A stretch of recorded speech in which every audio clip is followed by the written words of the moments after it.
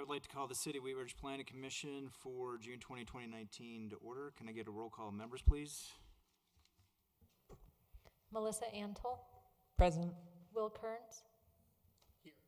Daniel Larson, Here. Janet Leo. Here. Scott Ohm, Here. Richard Peterson. Here. Vivian Voss. Present. And Jahai Simbai is absent tonight. And if I can remind all you guys to press your button when you talk on your microphones, that would be great. Thank you.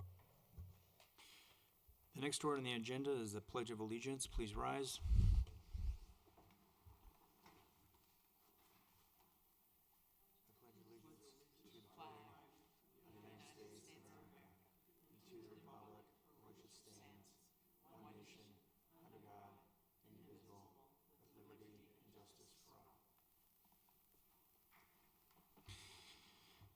Is there a motion to approve the order of the agenda?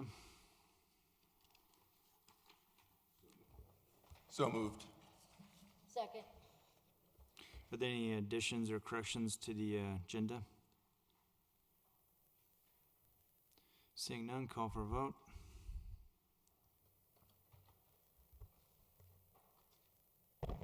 Motion passed. Oh, there we go. Motion passed 7-0. Is there a motion to approve the order of the minutes for June 6, 2019? I have a couple of comments before we approve them.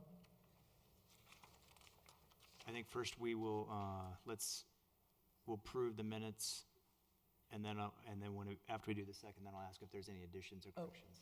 Pardon. I move that we approve the minutes of June 6, 2019 as presented. Is there a second? I'll second. Are there any additions or corrections? Yes. Yes, let me get to the page. Just a couple of clarifications I noticed.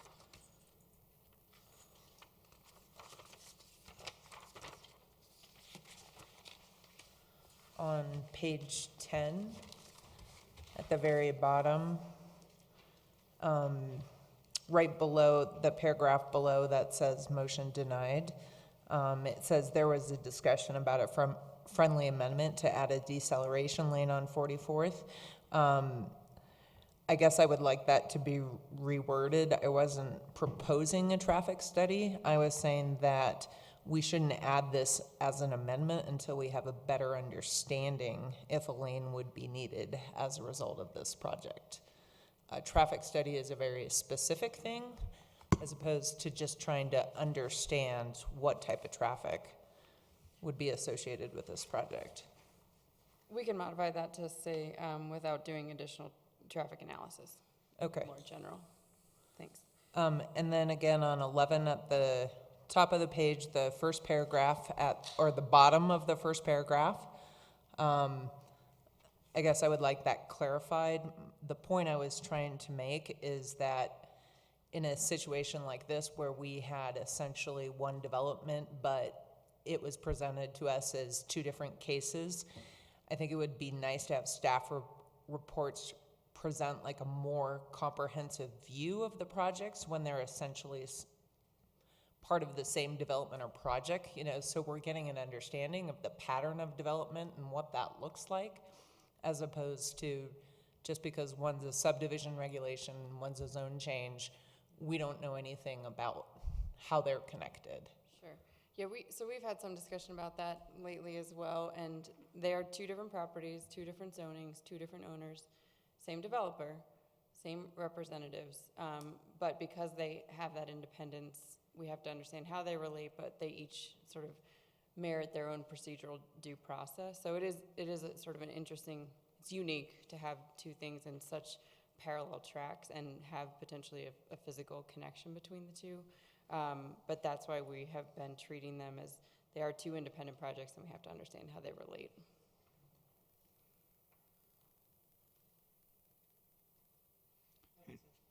Any other additions or corrections? So is she getting any change to paragraph 1 on 11? Are we voting on any change or accepting any change? Or is it just you want a clarification? To what? I mean, I guess to at least reflect that we are trying to get a more comprehensive view of projects when they are related. And maybe this was a unique situation, but to just maybe provide that detail in the staff report. Okay, so you're requesting to modify the last sentence of the first paragraph on page 11 to have additional information in the staff report related to the surrounding context? Sure, Okay. that would be good. Are the commissioners that were the first and second approve of that? Let me ask again on, there was discussion about a friendly amendment to add a deceleration lane on 44th Avenue. And Melissa, you wanted to reword that, what way? I have it noted as without staff doing additional traffic analysis. Got it, in a more generic way.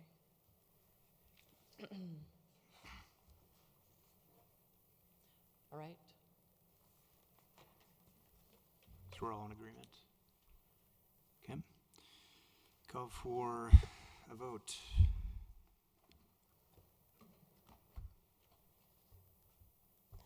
Motion passed 6-0 with 1 abstaining. Okay, this is the time for any person to speak on any subject not appearing on tonight's agenda, which are 2 cases for the Creekside Homes. Is there anybody that signed up to speak? Not on this list. That will conclude the public forum. Yes. Sir, did you wish to speak on any item that is not the Creekside Homes? That's the Creek. Yes, that's the Creekside Home project.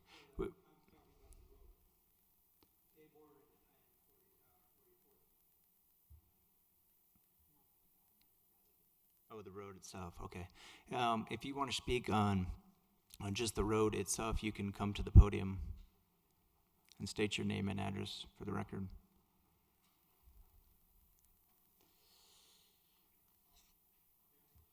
Yeah, and we'll give you 3 minutes.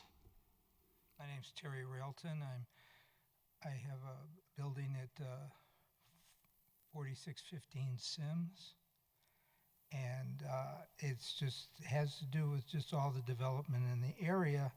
And 44th and Tabor is being taxed, and there isn't an ability to leave the area due to the fact that we don't have any stoplights. And I realize that there's a very close stoplight to 44th, but the fact is we're not letting any traffic out, and we're doing all this developing in the area, and we're not taking care of the communities. And we need to do that comprehensive, what you were talking about, just about that deceleration thing on 44th. We do need to do that study, because the state's not going to listen to anything unless you do the whole neighborhood, the whole community, going all the way up to 52nd. And no one can go any which way. They can't even. You haven't got a 2 lanes coming into 44th from north on Tabor. So how is anybody going to get in out of that stop and go light? Stop sign. You can't get onto 44th going left, and you're going to be blocked by going right to get onto 70. And we need a stoplight. Thank you. Thank you.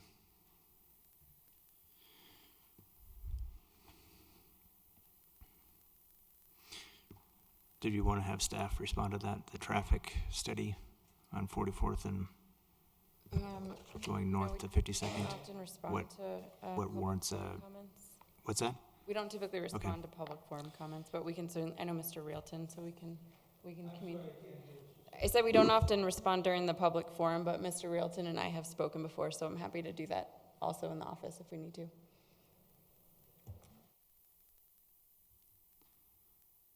Okay.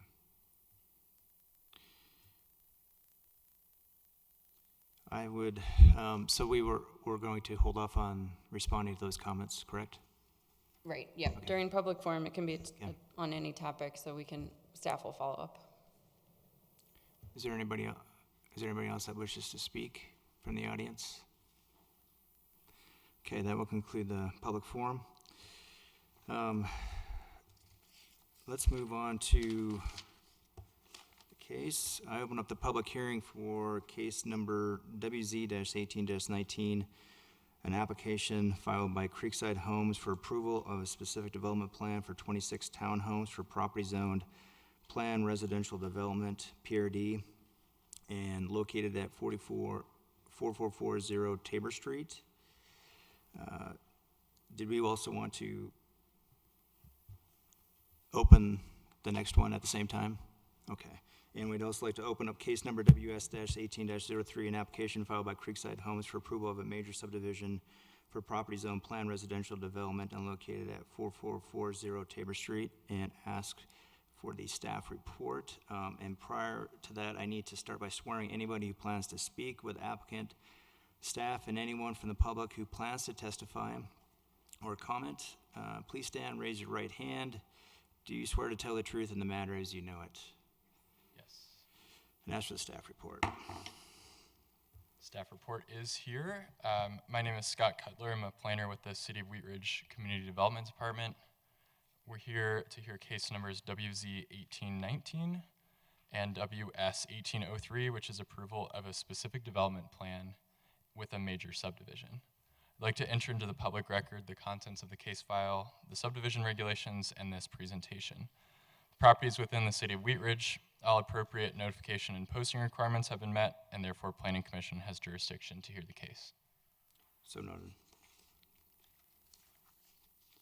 So this is a 2018 aerial view of the property. I actually have the incorrect address on there. It's 4440 Tabor Street.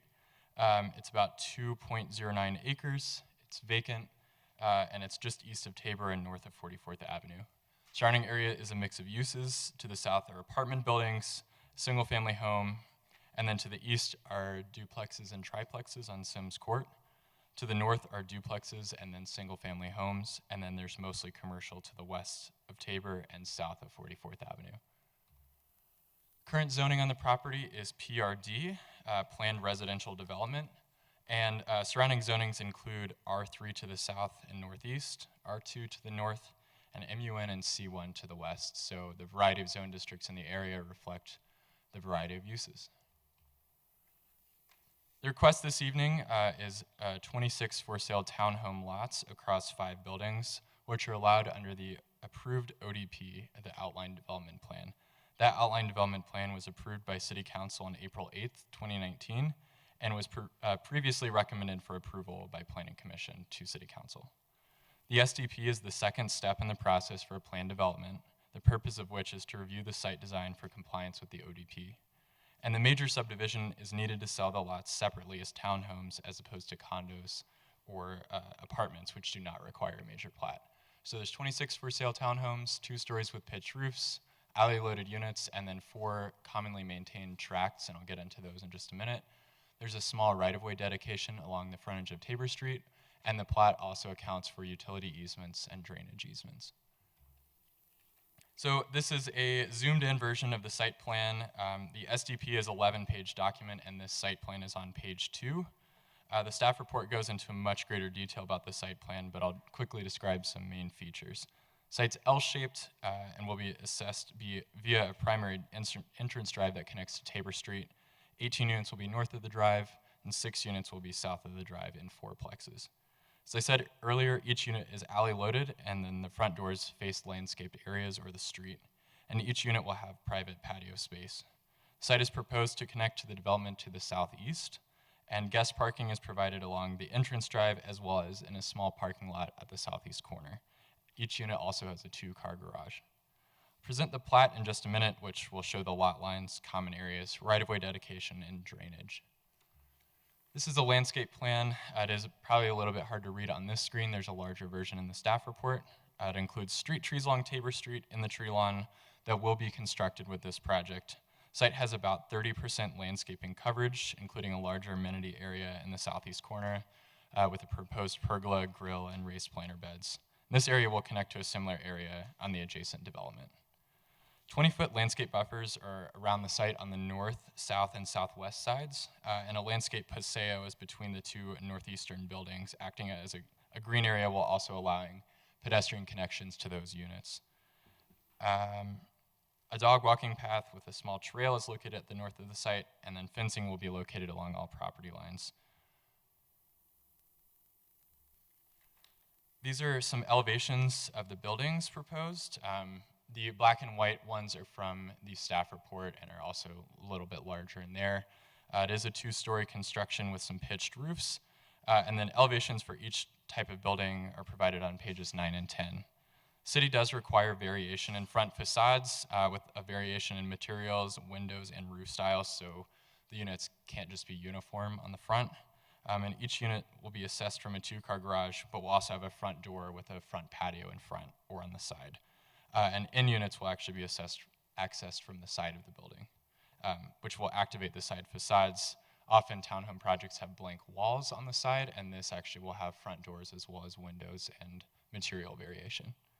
Maximum height is 30 feet, and all buildings are at or well under the 30 feet maximum height limit. Most portions of the building are closer to 25 feet in height. This is a closer view of the plat. So there's 5 groups of townhome lots that are outlined in orange. These lots include building and then the private front patio areas. And then the rest of the subdivision is commonly maintained by the HOA in tracts, including drives, landscaped areas, and drainage. Landscaped areas are generally outlined in green, although there are some smaller areas that are not outlined.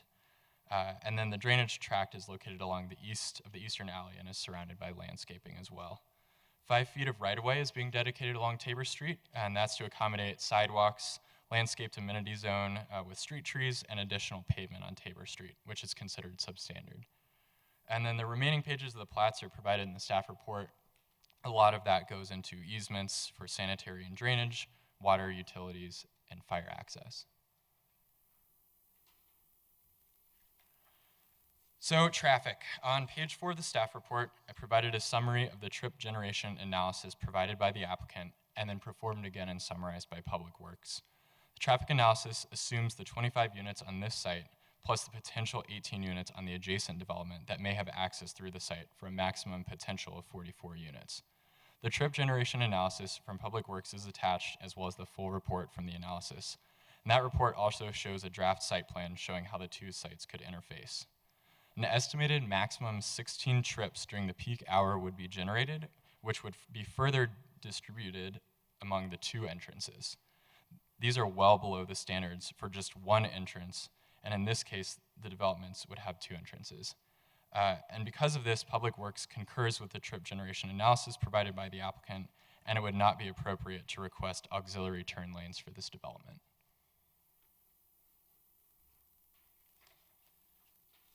It should also be noted that additional pavement is going to be added to Tabor Street as part of this project, as well as sidewalks. And then this same information will also be provided at the July 18th public hearing for the adjacent property. So City Council approved the rezoning of the property to PRD on April 8th, 2019 with an outline development plan. This SDP and plat are based on the standards approved under that zoning, that ODP.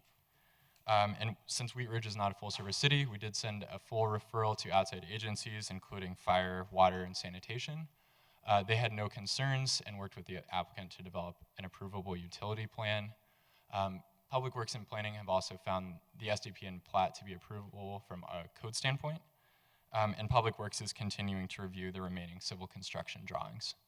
There's also a posting for the property, 15 days. Letters were sent to property owners within a 300-foot radius as is standard, and we did not receive any contact from surrounding property owners or residents. So in this instance, we're reviewing 2 land use cases, and there will be separate motions required for each.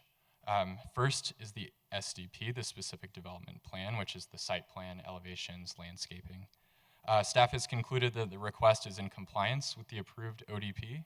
Consistent with the purposes of a plan development, and all agencies can serve the property, so it'll allow the development of the site as presented this evening. For all those reasons, we are recommending approval of the request, and recommended conditions of approval are provided in the staff report, and in this instance, Planning Commission is the final deciding body for the SDP. For the plat, staff has concluded the request meets the subdivision regulations and all agencies can serve the property. It allows the development as a site as proposed through the, as approved through the ODP and as proposed through the SDP to proceed. And Planning Commission in this instance makes just a recommendation to City Council, which is the final deciding body. But for the reasons I gave above, staff is recommending approval of this request, and recommended conditions of approval are provided in the staff report. Again, 2 motions are required, first for the SDP and then for the plat, because they're 2 separate cases and recommendations. This time, I'd be happy to answer any questions, and I know the applicant is also available for questions. Thanks. Thank you. Commissioner Peterson? No questions. Commissioner Antle? No, not at this time. Commissioner Larson? No questions. Commissioner Voss? If you could explain the 4-foot bike lane, where it is on the property, I think it's on Tabor?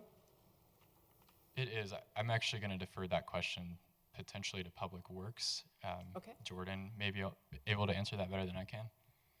Can we go to a slide? Sure. That might be the best view. Yeah, so it's just going to be along Tabor, on the east side of Tabor. So it's 4 foot wide, how long? It's just going to span the distance, this property frontage. In the future, you know, there may be additional widening of Tabor, and at that point, we'll continue to build the bike lane. Or if there's other properties that develop adjacent to this, they'll be required to, you know, add pavement as necessary to continue that bike lane. All right, so you're having a bike lane 4 foot wide. It won't function as a bike lane at this moment, so we have to dedicate the space so that they build the curb at the future location. But if you've been on Tabor, closer to the TOD area where the city did a project, that's the full section that we're going for on Tabor here, where it has a bike lane on both sides in each direction. So that's our goal on this portion of Tabor as well, and while we have the opportunity to get that dedication from the developer, we're taking it, but it won't function as a bike lane just for the duration of this frontage in the short term. Oh, okay. Yeah. So you have the 4 foot wide bike lane and then a tree lane and then the sidewalk? Is that correct. the order in which they go? And then the only reason we're putting in the extra cement for the bike lane is so that it can be a further continuation up to the TOD In the future. in the future, right? That's the purpose of this now. Yeah, we just, with this type of investment, we want to get the curb and gutter in that future location, so we don't have to, you know, it's not throwaway. We get it right now. So a lot of that property then right away is going to be taken just for that 10-foot, 16-foot, whatever you're starting here. You're going to move it all the way north with that same dimensions? Eventually. Right, and that, having driven that and seen that, that's some right-of-way taking that you're going to do with those properties that are further north then, correct? Yeah, I mean, almost every street, frankly, in the city is substandard. So anytime we have development, we look at what the future cross-section is designed to be and get that dedication with development. There's not a timeline for the rest of Tabor that I'm aware of. You? Yeah. But that now's the time to get that land dedication. There's maybe 3 properties on this section of Tabor where we've obtained the right-of-way. So it's not built that way, but we actually have wider right-of-way than what the road appears to be right now. Oh, okay. Yep. Commissioner Leo? Commissioner Kearns? Does the city of Wheat Ridge charge a traffic impact fee that would go towards a future traffic signal at 44th and Tabor? No. No. Okay, because what we just heard is that the 44th and Tabor intersection is overtaxed. And even though the traffic The traffic generation analysis doesn't call for any specific site improvements other than a center turn lane on Tabor. This isn't addressing the impact to 44th and Tabor, which is the main problem, as I understand, is we're adding 322 total trips per day to this intersection, and it's a stop sign. Which is negligible based on the total volumes, but maybe Jordan can speak to some of the traffic analysis. Yeah, I mean, we're not sure that there's actually been a decrease in the level of service at that intersection. We need to take a look at it. Public Works does have plans to get some counts at that intersection and take a look with all the development going on in the area.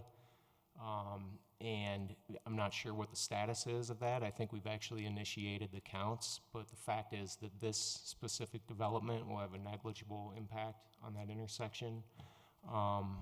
You know, I think it's like 17 trips in the peak hour. So really, when you factor that into the total traffic, this isn't really impacting the intersection. It's not enough to drop the level of service of the intersection. Okay. But like I said, Public Works will be taking a look at that intersection soon. We have had a few complaints. So when the intersection does meet warrants for a signal, who pays for the signal? Is it the city of Wheat Ridge? Most likely, yes. But the city of Wheat Ridge does not charge developers a traffic impact fee to help pay for this stuff. So that'd be a policy question with city council. We don't have a school impact fee, we don't have a traffic impact fee, we don't have a stormwater impact fee. Do the parks? The parks have a. We have long had a fee in lieu of parkland dedication, and we've more recently had the fee in lieu of streetscape construction. So those are the only two. Historically, it's the kind of question you could raise with your council member. Historically, Wheat Ridge has been sort of a least restrictive, sort of open for business community where we have far fewer requirements for new development compared with some of the greenfield communities where they really depend on a traffic impact fee as they're building out their infrastructure. Our road infrastructure was largely here.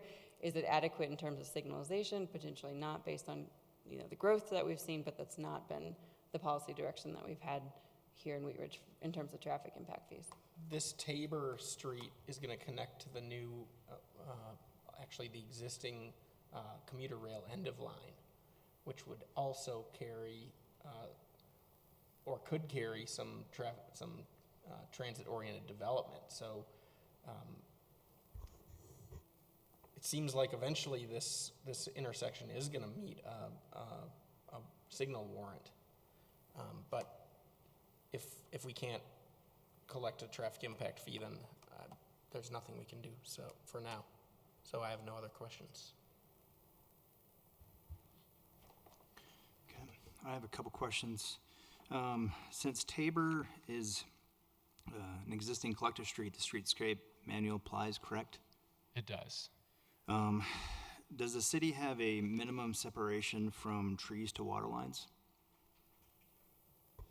The city doesn't. The water district reviews that, but most of our lines are not usually under the streetscape. As I understand it, it's either in the roadway where we have this now addition of width, or under the sidewalk.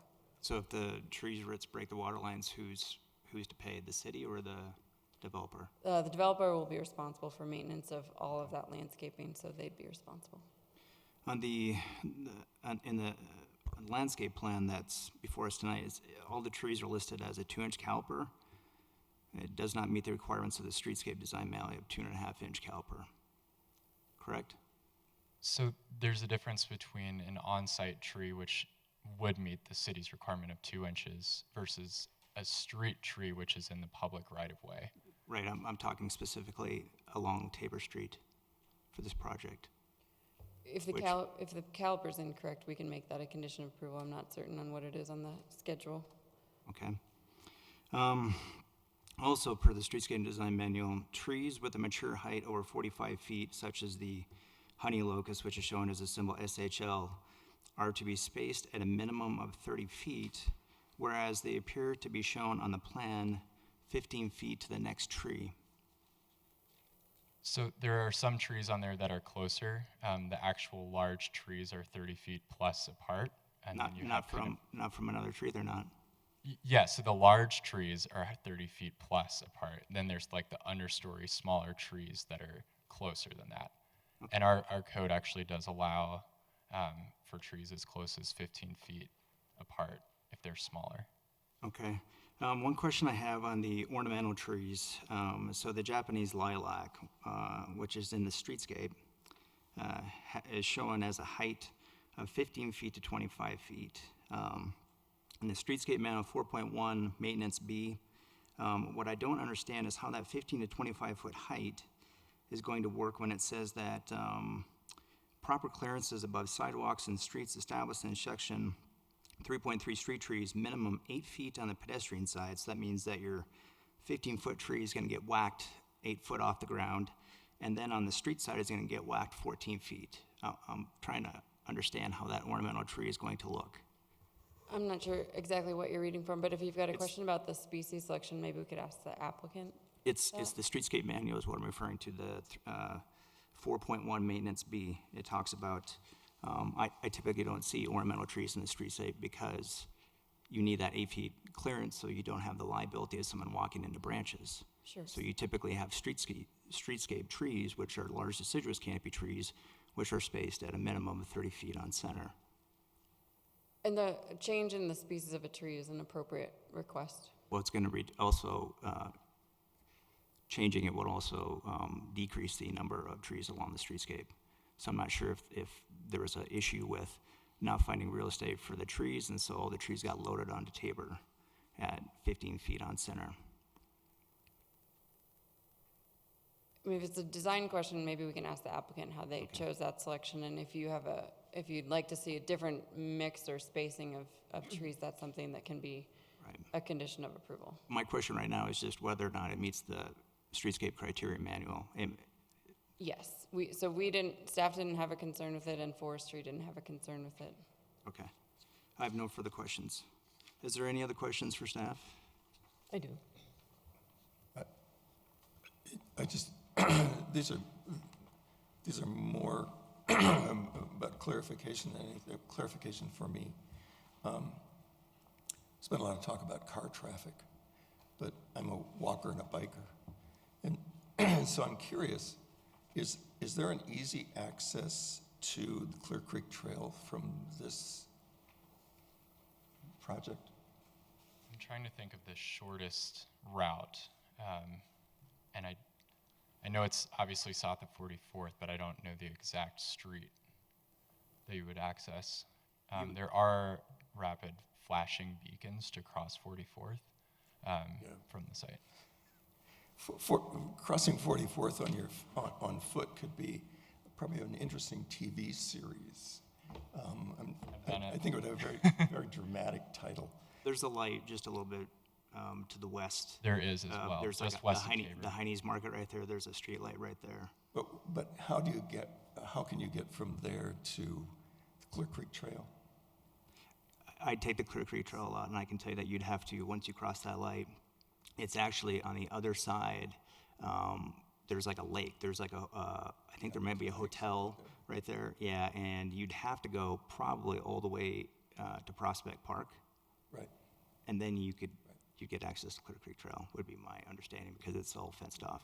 So it's kind of convoluted, actually. So I'm just looking at the development that's taking place north of 44th and wondering where they're going to go to just go for a nice walk.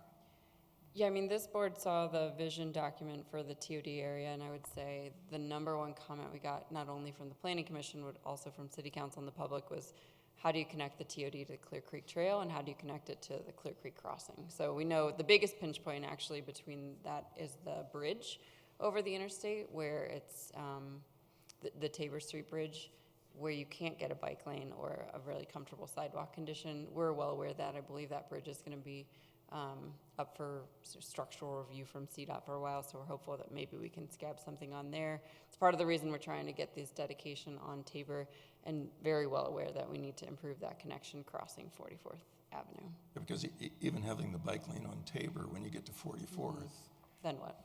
Yeah, then what? Yeah, I think, and Scott, you may know better than me because I don't use this as often. I think you can go to the end of Tabor and there's sort of a social trail connection to Clear Creek. The formal connection would be through Prospect Park. But yeah, that is sort of out of the way as a pedestrian travels.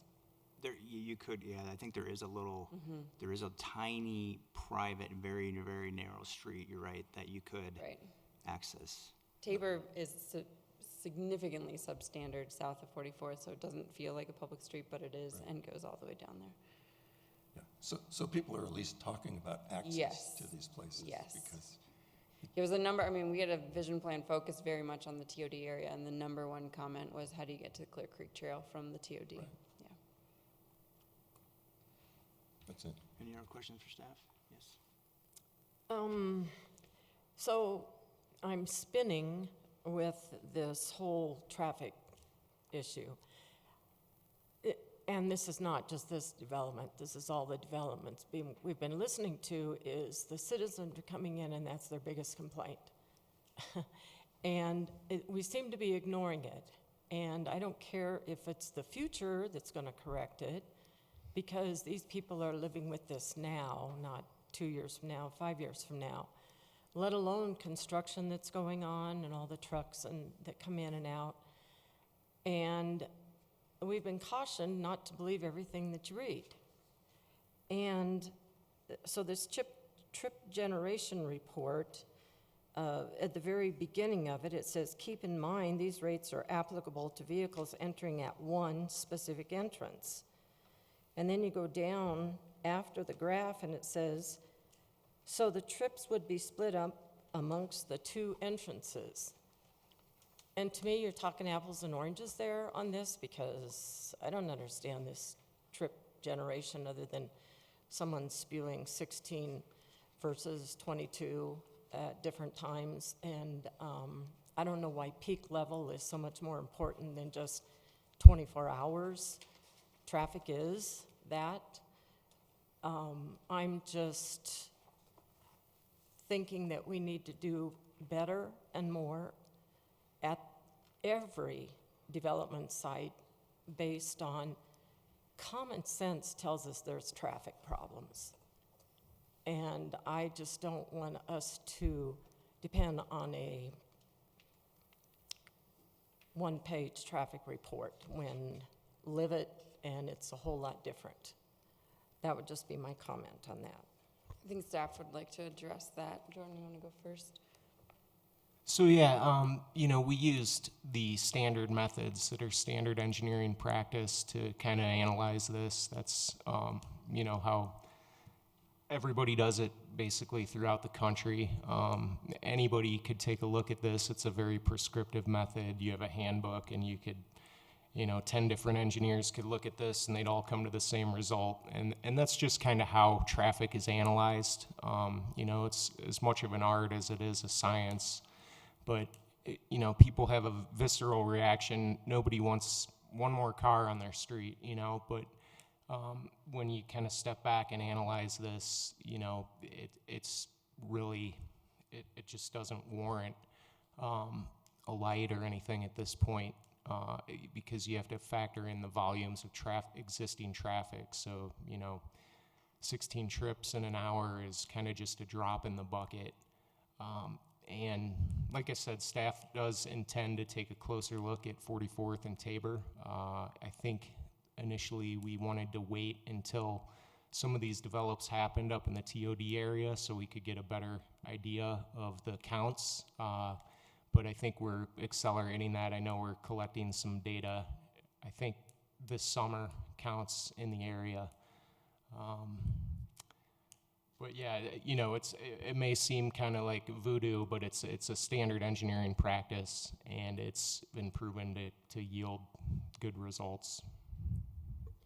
And maybe just an answer to your question about peak hour. So there's an increase in traffic, there's more units, but it's not an increase beyond what we know to be the capacity of those roadways. And that's when we'll start doing something, and that's what we do the traffic volume test to understand what is the actual volumes versus the capacity of the roads. And we focus on the peak hour analysis because that is generally considered to be the worst case scenario. So when during the day is there going to be the most volume either generated or adjacent on that roadway. So that's specifically why we're looking at that volume. Well, I still think you're putting the cart before the horse in the fact that you're doing the development, and then we'll look at this down the road and everybody else. I'm a citizen. I have to drive all these same streets everybody else does. And more development means more traffic, and we have to, I think we really need to take into consideration more than just a one-page traffic study report. And I don't know what that would be, but I would just caution that we think about that and we give some major consideration to the people that are living in this area that actually experience it day to day, minute to minute, and have voiced here their complaints about what they're having to deal with. Thank you. Microphone. Sorry. A possible solution is to start charging a traffic impact fee to developers. And what this is it's a fee based on how many units are going in, and it goes into a fund that then helps pay for the signal once the traffic signal is warranted at 44th and Tabor. Currently, a traffic impact fee doesn't exist in the city of Wheat Ridge, but it does exist at Jeffco. Jeffco charges traffic impact fees for new development. So this could be a mechanism to help make development pay its own way instead of having the citizens of Wheat Ridge paying for the traffic signals that are going in as a result of the new development. So I don't know if that's the only mechanism that exists, but I know that it does exist. The case tonight is a property that has the zoning in place that allows a certain density. So I would urge you to focus on the case at hand, which is a site plan and a subdivision for a use that's already permitted. It's a good policy question, but I think we need to look at that independently from the land use case. It wouldn't be an appropriate condition of approval, just given the rough proportionality test of the number of units being presented tonight to the traffic generated. Very appropriate to maybe have a conversation at a policy level with council. Yeah. I have one last question. On the photometric plan, there appears to be a small amount of light spillage outside of the property on the south side. Does the city have a zero tolerance, or do they have kind of a threshold of what is allowable light spillage outside of the property? So it's not a zero tolerance, and it's also, having looked at that section of the report, it's 1 percentage decimal point above zero, so it's a very insignificant amount. And from the city's perspective, one, there will be fencing in place. A lot of times those studies don't actually take into account topography or fencing or landscaping. And the other is that, again, it's not a zero tolerance policy. It's not being able to view the source of the light, and so there's a little bit of leeway in terms of a site can never be fully self-contained, but in this case, they're meeting the intent of that requirement quite well. Thank you. Are there any other questions to staff? Seeing none. Thank you, Mr. Cutler. Let's hear from the applicant.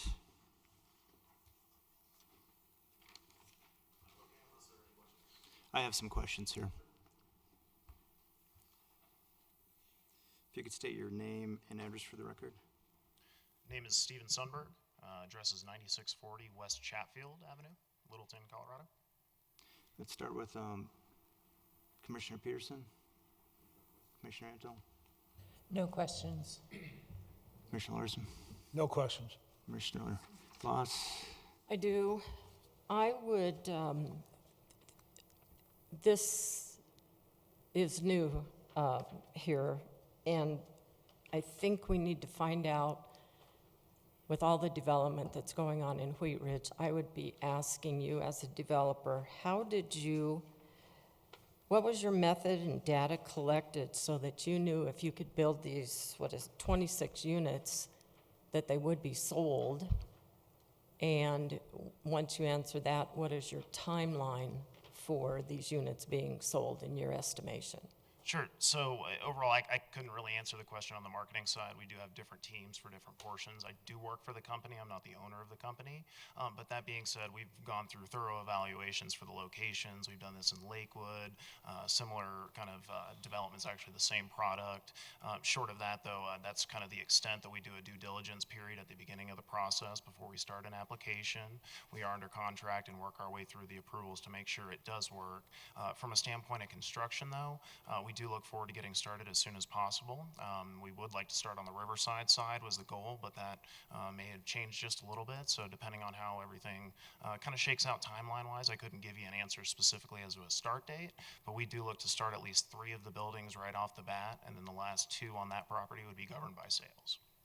And so how soon do you anticipate that units would be sold or move in? Sure, we look forward to get starting as soon as possible to try to beat the winter period for some of those exact reasons, and typically we see it about 6 to 7 months on this townhome product.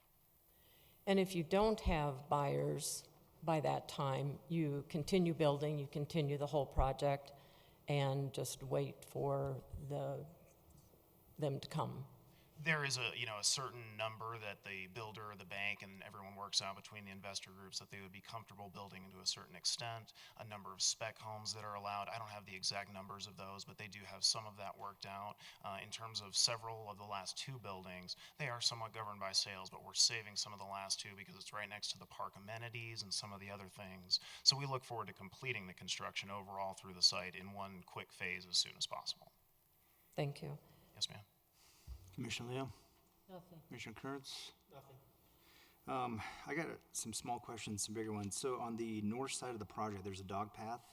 But what's interesting is that, and I think that's a great idea, but what's interesting is that it looks like a crusher fine, which is great, but it doesn't connect to the sidewalk. It just, I think it just, there's grass in that area. Is that because it wouldn't be compliant with ADA and so there's a separation? I believe the intent of those were they were somewhat back-to-back to some of the access sidewalk there, so you could actually go through the common place to get to it. Now, there's not a direct connection, but I don't believe the grades would dictate Okay. anything otherwise. But. Okay. And that is something we've kind of taken from some of our other developments. We've had homeowners move in and not really had dog areas, and then the landscaping suffers, so we're trying to accommodate both sides of that. Kind of a balance, yeah. Yes, sir. And then on the south side, I noticed that there's a proposed drainage swell, but the landscape plan is showing trees directly and shrubs directly in the middle of that swell. I'm a little concerned that that's going to impede the flow. Is that a fair assessment? I couldn't say specifically. I assume you're talking about the southern and The southern goes east-west, yes. Sure. Now, I do know that those swales were more or less put in as a precautionary measure because we couldn't dam up the drainage from the other side, so we are taking their stormwater from some of the other properties. When it comes to the vegetation, I apologize. I'm not quite sure as to where the location is or how that would work with the drainage, but I do believe it's been, reviewed and confirmed that it would be acceptable, but I could be Okay. mistaken. And then it appears that there's 3 trees along Tabor that are directly on top of your proposed water lines. What is the generally accepted industry standard for horizontal separation of trees to water lines? In my understanding, I want to say it's probably 5 to 7 feet. I couldn't say exactly what it is. Okay. What I can tell you is the document up there, being the not a specific construction plan, my first concern was that's way too many taps on the street. So they would be consolidated into one area and come Okay. through, and we can very well locate them between trees. Okay. I have no further questions. Are there any other questions for the applicant? Thank you. Yes, sir.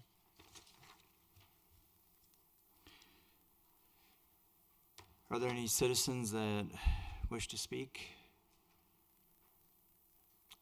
None? Please come to the podium, state your name and address.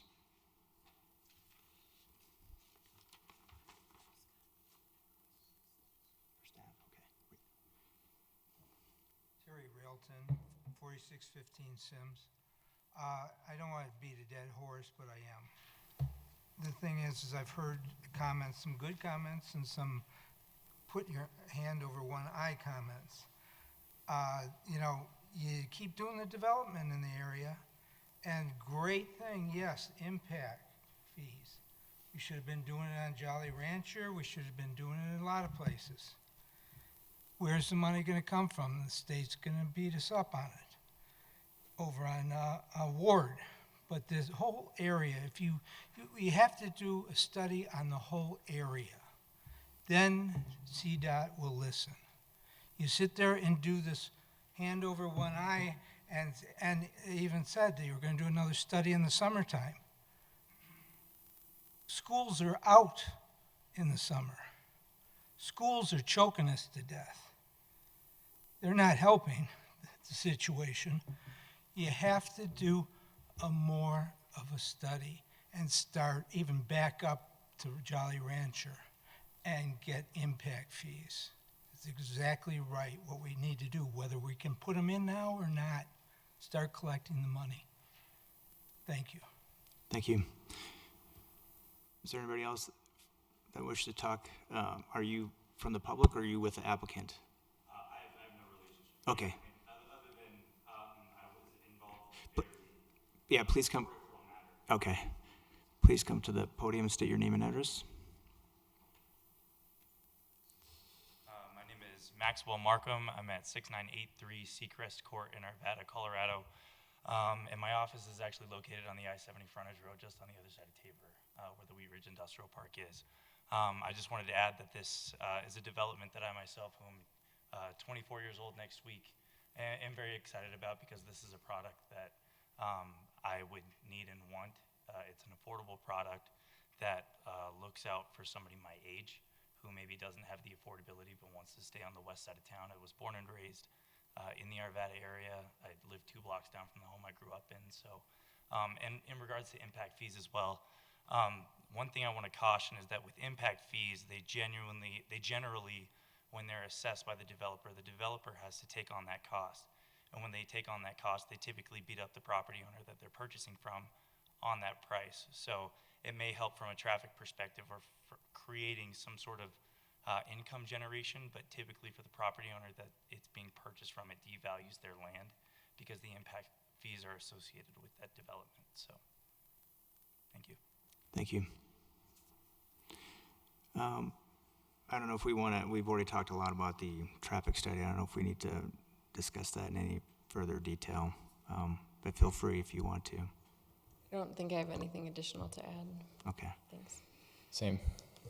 I will close seeing no other persons in the audience from the public, I will close the citizens forum.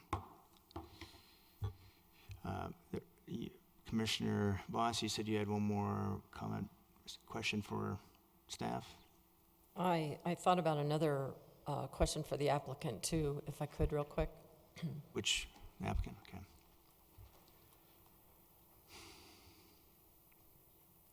The buffer that you're building that specifically says to hide, I'm not sure what the wording is, the property across the street, what is the reasoning behind that?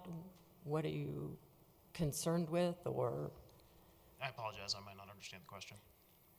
Do you remember reading that? It seemed to, there's some description, and I don't have it marked, that you were going to do a buffer of land.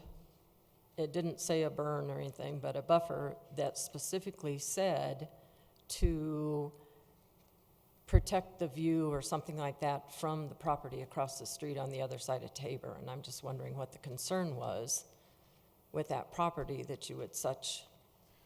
I don't recall that being Okay. stated or put in anything, but I do know, for the most part, we do have the setbacks that are somewhat dependent on building height and vegetation that ties into both of those to provide the buffers. Unfortunately, I couldn't give you more than that. I don't agree or don't understand the origination Okay, of that. here it is, I found it. Page 3, landscaping.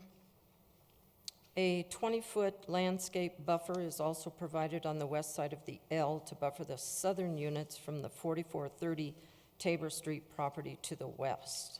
That is a single-family zoned house, so we're just providing a buffer more for them than for us, if anything. We have no issue with that house next door. There's going to be fencing, and overall, the buffer would be for a lower density residential versus high density, in my guess. I again, couldn't say that for sure. I'm not quite sure where that came from, but I believe that's what it would associate. So 4430 is the property to the south of the development? That's correct, and I can actually jump Okay. in here, because that was think something it I was wrote. across the street. So the ODP actually requires that to be a 20-foot landscape buffer, so I just put that in there to alert you all that this proposed development was meeting that 20-foot buffer requirement. And I just assumed 4430 was across the street, and what was the issue with? Okay, yeah, no, Okay. it's the lot to the southwest. All right, thank you. And then I just had one question of staff. I'll go with you. Thank you. So back to my, how do these developers plan these, and how do they know they're going to sell? What guarantee does the city have against a development that comes in and we've run out of people wanting to move to Wheat Ridge? Who knows when that would happen? But do we have any that are being built, that are vacant, that aren't being sold, that are having a tough time, like some houses that are on the market that are We have being not sold? had that issue with any of the new units that have been built and sold since I've been here in the last 8.5 years. You know, with any subdivision, we always plan for a doomsday. So the subdivision improvement agreement that you require as a condition of approval is where we put in the protections for any future homeowner and for the city, namely to say that we have a financial guarantee and protection that the public improvements that would be required, that the development depends upon, would be built. So we require phasing in such a way that, you know, if the economy tanks tomorrow and they build the first building, then the balance of the site can be stabilized, or there's the sufficient amount of public improvements installed for what is built. So we put all of that logical sequencing and backstops and financial guarantees into that subdivision improvement agreement in preparation for sort of that worst case scenario. And nothing like that has happened so far? Not so far, no. Okay, thank you. Yeah. Any other questions for staff or the applicant? Okay. At this time, I would entertain a motion. And this is for the SDP. Before you get started on that, did you distribute? Yeah, so Tammy distributed a revised motion for the second motion, which is for the subdivision, and that was just changing some language in the first sentence to reflect that you are, oh, I messed that up actually. So, and actually this recommended revised motion would be for this specific development plan, which is case number WZ1819. I apologize. I'm a little confused, so the... That is correct. And there would actually be no conditions on that approval. So I apologize, I got the case number wrong. So when you see suggested motion specific development plan, where it says option A, I move to recommend approval, we have requested that you change that I move to approve, and that is because Planning Commission is the final deciding body for this specific development plan. The suggested motion for the subdivision would not change, and that's number 9 in the staff report. So on this one, it should say WZ-18-19, and then cross out the conditions below? You can just ignore the paper. So refer to your staff packet on page 7, and the only amendment would be relevant to the SDP. You're either approving or denying, but not recommending anything. Oh, just cross out recommend? Correct. Yes. For the specific development plan. Tried to make that simpler and made it a little more complicated. Sorry about that. Okay. So I moved to, it'll be that one, and then the subdivision, we take out, The subdivision's written correctly, where you'll be leave- making a recommendation. leave the recommend? Correct. Okay.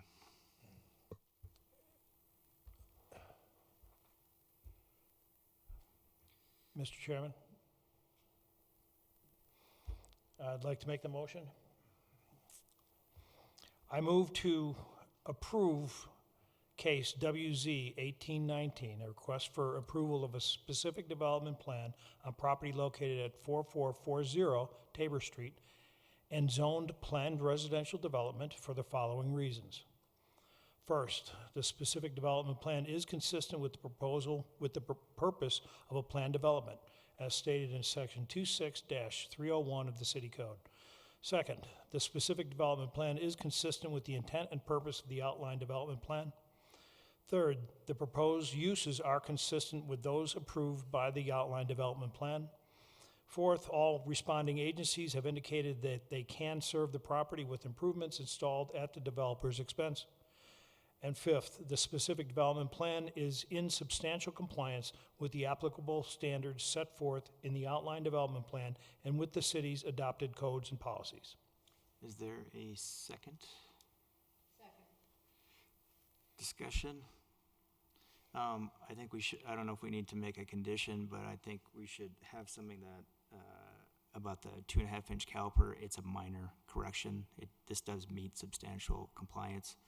I don't know if we need to make a condition that says all minor corrections occur prior to city council public hearing. No hearing for the SDP. Oh, for the so SDP, if so this would just be. We can resolve it before building permit issuance. Okay. Is that something we need to make a condition, or can staff just take care of that? We can take care of it, but Okay. whichever you're more comfortable with. I'm fine with staff. Okay, any other discussions for the SDP? Call for a vote.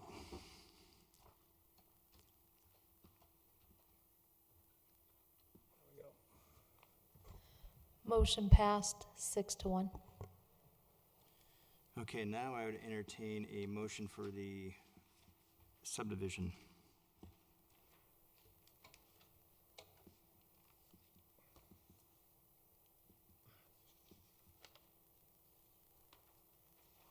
And that is here.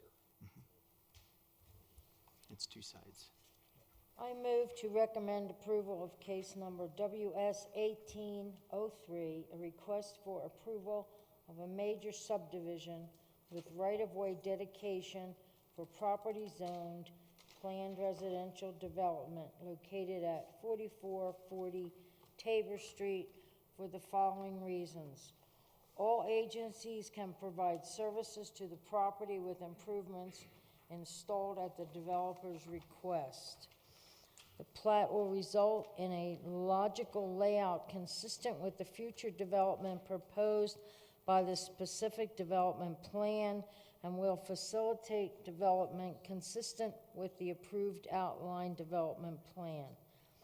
And all requirements of the subdivision regulations, Article 4 of the Zoning and Development Code have been met with the following conditions. 1, prior to recordation, the applicant shall pay the required fees in lieu of parkland dedication. 2, the developer shall enter into a subdivision improvement agreement and lot sale restriction covenant agreement prior to the recordation of the subdivision plat. And 3, prior to issuance of building permits, the developer shall provide homeowners association covenants for review and approval by staff. Mr. Chairman, I would request one correction on the reading.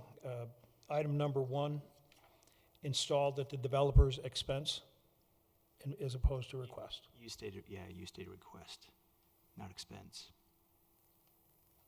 What did I say? You said request, at the developer's request. Misspoke. Page 7. Yeah, right here.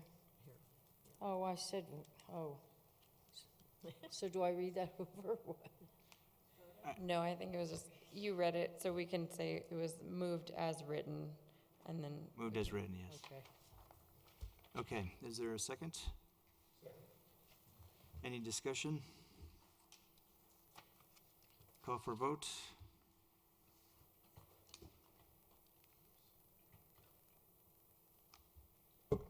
Motion carries 6-0 with 1 deny. Thank you. Okay, we are now on to old business. Is there any old business? No old business. Any new business?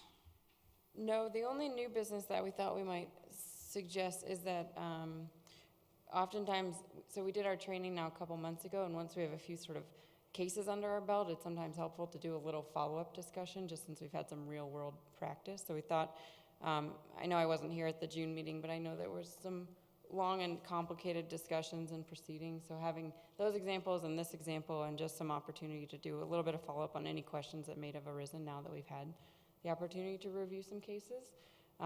If that sounds good, then maybe we'll send out an email to do some polling on dates July 4th messes up your hearing schedule. You'd usually meet that day. So there's only one meeting date in July. We may be able to use that or poll the group to see if there's another Thursday evening that would make sense just for that sort of follow-up. We've seen that it's helpful once you have sort of more real-world examples to point to. Are there cases scheduled for the second July, or the July meeting? The case that was continued from last meeting is on that July 18th night. And I believe that's the only agenda item as well, unless Yes, something no. comes up in the next week, which I don't think there will be. Could we adjourn to a study session after that case is heard? Yes. For selfish reasons, could I request a slightly different date, since I won't be here the 18th? We sometimes. And I would like to participate in this on other discussion. boards, I've used that.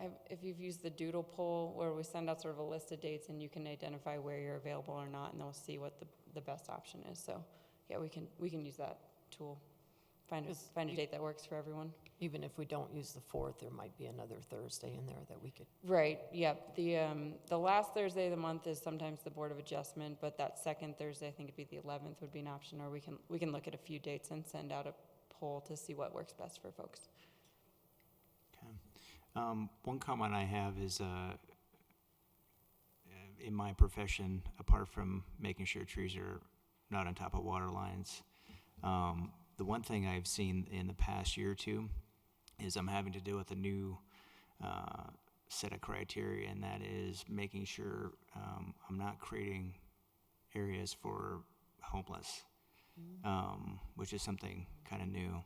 I don't know if staff has looked at that, but typically what happens is sometimes I've had a project, this is just something kind of just something new that is an issue where, you know, I might have a retaining wall, you know, and then I thought like, okay, fine, I'll have a pine tree on the other side of that retaining wall, and now I've created this area inadvertently.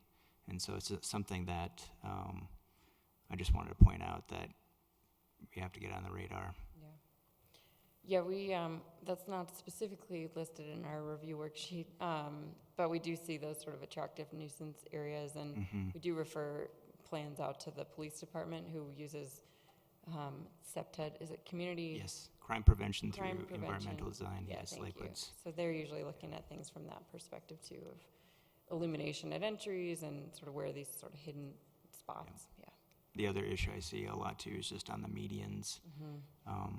I hope that when the Wadsworth gets redeveloped, I think if there's a general perception that if it looks like a sidewalk in the median, it will be used as a sidewalk. Yeah. And that I hope that the design is very much non-sidewalk. Because I've personally had some issues with having people in the median fall down in the median as I'm approaching them, which is, it's kind of scary, you know? So. One thing is, part of this study session, could we, you know, like when you're doing the doodle poll, could we even propose a couple potential topics, like maybe reserve a little time? Like I talked, I can't remember if it was Scott or the planner that was here last time, about maybe providing a little more understanding of park dedication fees and kind of what's the bigger picture. That one's on our list. Yeah, and it sounds like maybe a little more information about trip generation, you know, just things that are rules of thumbs that aren't necessarily part of the code, but that go into the analysis. Yeah, I mean, I want you guys to feel like you have enough understanding of the tools and regulations so that you can trust us when we tell you the Parks Department doesn't want to park here, or, you know, this is the capacity, or this is the trip generation. We're here to be your experts, and you need the context to understand the information that we're giving you, or the context within which the city adopted parkland dedication requirements. So that's a great, if you have any ideas or a topic you want to hear about, just email me when you think of it. But that specifically parkland dedication was on the list, and I was making a note about impact fees and whatnot.